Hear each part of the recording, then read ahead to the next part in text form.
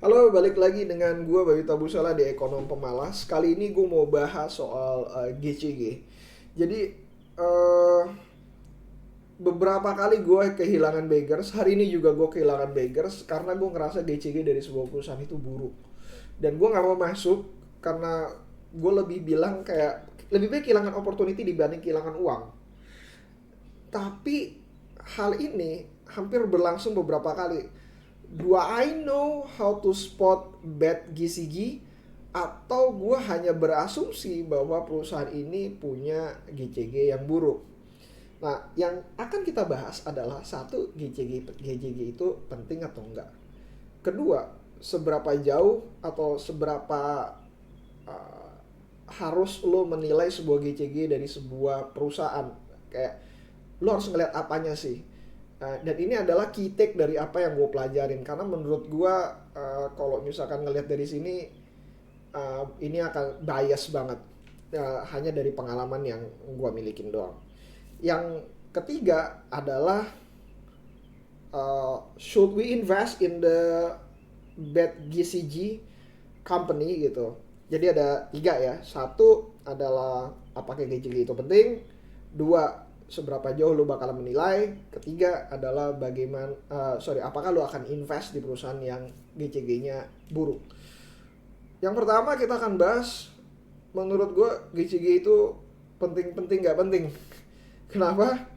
Karena kalau misalkan ngelihat dari sini ya, ngelihat dari track record ya selama gue berinvestasi, ada banyak perusahaan yang gue sinyalir GCG-nya buruk, tapi karena kinerja dari perusahaan itu membaik, kinerja dari perusahaan itu bagus, cash flow-nya lancar dan segala macam, akhirnya perusahaan itu akan terapresiasi.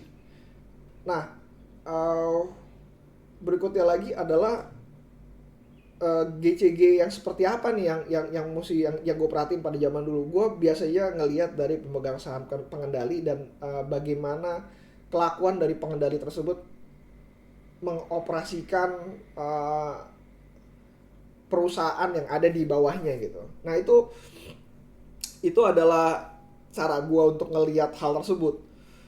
Tapi ternyata gua rasa GCG itu nggak bisa dilihat dari orang perorangan, dan ini akan menjawab pertanyaan kita yang kedua gitu. Pertanyaan gua maksudnya yang kedua. Seberapa jauh lu menilai dari GCG? Jadi kalau menurut gue yang sekarang adalah lu nggak bisa ngelihat GCG itu dari orang perorangan atau dari pengendali si perusahaan tersebut, karena pengendali dari perusahaan tersebut itu bisa aja dia bekerja sama dengan pihak yang lain, bisa aja dia punya independent director di mana lo bisa percaya dengan independent director tersebut. Bisa aja mereka nggak ngerti juga dengan perusahaan yang mereka investasikan, mereka milikin gitu, akhirnya mereka hires professionals. So apparently sekarang gue bakalan ngelihat GCG itu dari laporan perusahaannya aja gitu, bukan dari pengendalinya. Mereka pernah melakukan A B C D E F G gitu. Seperti layaknya perusahaan, perusahaan yang jelek banget lah, dalam artian kayak oke, dia maunya cuma ngambil duitnya doang, dia bayar dirinya terlalu mahal dan segala macam. Mereka menerbitkan utangnya diambil oleh mereka sendiri dan segala macam gitu. Tapi in the end, kedua hal tersebut, misalkan kayak mereka bayar terlalu besar, mereka melakukan transfer pricing, mereka melakukan yang namanya uh, penerbitan bunga obligasi, dan obligasi itu dibeli oleh mereka sendiri, dan akhirnya mereka mendapatkan keuntungan tanpa harus berinvestasi lebih banyak lagi. Nah, itu akan reflect dari di laporan keuangannya. So apparently valuations itu bakalan melihat hal tersebut. Jadi kalau misalkan sebuah perusahaan itu buruk, melakukan pergantian strategi sehingga menyebabkan impactnya mengganti laporan keuangannya tersebut, structures dari laporan keuangan tersebut, ataupun lu bisa melihat costnya terlalu berlebihan, itu akan refleks benar-benar di laporan keuangan tersebut. Problemnya adalah laporan keuangan adalah hasil record dari masa lalu. Yang lu butuh perhatikan adalah bagaimana dengan masa mendatangnya. Dan itulah yang menyebabkan investasi berubah menjadi sebuah seni untuk menilai perusahaan di masa mendatang. dan itu termasuk menilai dari GCG dari perusahaan GCG ataupun uh, operator dari uh, perusahaan tersebut. Nah, kalau misalkan kalau gue ngelihat sekarang, apapun yang terjadi di masa lalu, itu lo mesti tahu kenapa mereka melakukan hal tersebut. Kalau mereka semata-mata untuk keuntungan pribadi, dalam hal ini keuntungan pribadi itu bukan keuntungan perusahaan. Dalam artian gini, keuntungan pribadi itu adalah gue sebagai director, gue melakukan hal ini karena gue pengen dapat duit sebagai lebih banyak. Beda halnya kalau gue melakukan hal ini memang merugikan orang, tapi gue mau nyelamatin perusahaan gue sehingga perusahaan gue bisa sustain dan berkembang lebih lama lagi. Menurut gue itu bisa jadi poin plus atau negatif yang bisa lo pikirkan, bahwa sebenarnya mereka bukan mementingkan diri pribadi tapi mementingkan perusahaan tersebut. Perusahaan tersebut sebenarnya nggak buruk, cuman terlibat kasus seperti layaknya manusia pada umumnya, ya mereka akan menyelamatkan diri mereka sendiri gitu.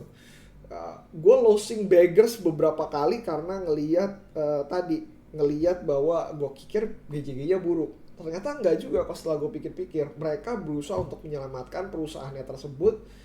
Dan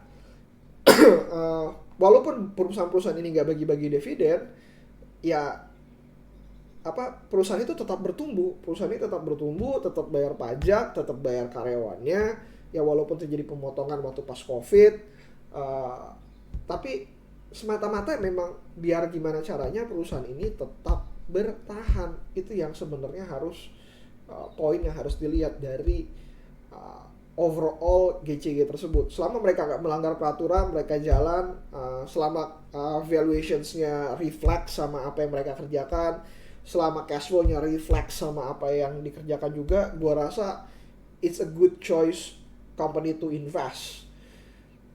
Tapi yang jadi bahan pertanyaan adalah sejauh mana lagi nih lo mesti percaya dengan hal tersebut gitu. Karena jangan-jangan lo nanti yang bakalan ditikung oleh pemegang saham pengendali tersebut. Ya, no one knows, gak ada yang tahu, sehingga akan menjawab pertanyaan kita yang ketiga, apakah lo harus invest di perusahaan yang tanda kutip quote and quote bad GCG. Menurut gue itu akan kembali lagi kepada satu, preferensi, kedua lu ngomongin soal yang namanya di odds. Kalau Mohonis Pabrai bisa bilang bahwa heads I win, tail I don't lose that much.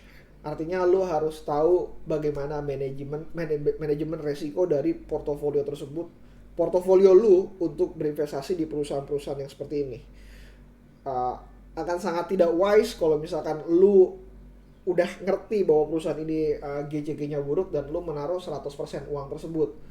Tapi kalau misalkan lu ngelihat bahwa oke, kalau misalkan gua loss semua tapi gua dapat gain like thousands dari dana gua sekarang, gua harus invest berapa ya? Maybe 10% is okay, 20% is okay, selama lu bisa nyaman dengan yang namanya kehilangan uang lu tersebut.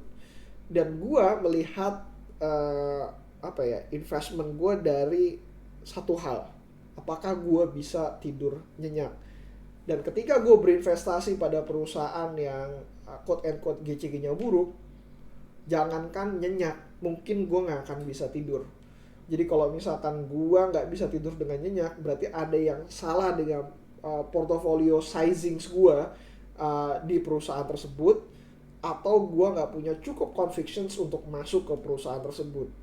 Entah itu gara-gara GCG-nya buruk, entah gara-gara valuasi yang cukup mahal, atau yang lainnya. In the end, GCG sendiri menurut gue itu adalah satu dari banyak pembahasan tentang valuasi, dan menurut gue bisa reflect, GCG itu akan reflect dari ke laporan keuangannya, apalagi ke laporan cash flow-nya.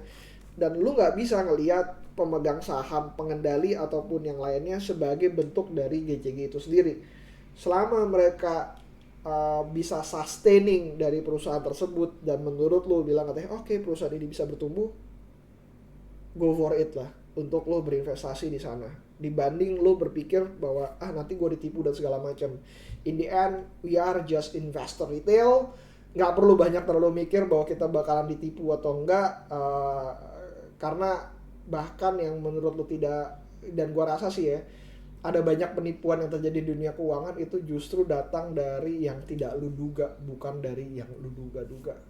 So that's it, pembahasan kita tentang GCG. Kalau misalnya ada yang mau bertanya ke Instagram gue @bayutabusala, atau lu bisa email gue di bayutabusala@gmail.com. Gue pengen tahu view lu tentang masalah GCG ini, apakah lu punya view lain, sehingga kita bisa diskusi lah mengenai hal tersebut. Apakah menurut kalian GCG itu penting? See you again next time. Bye.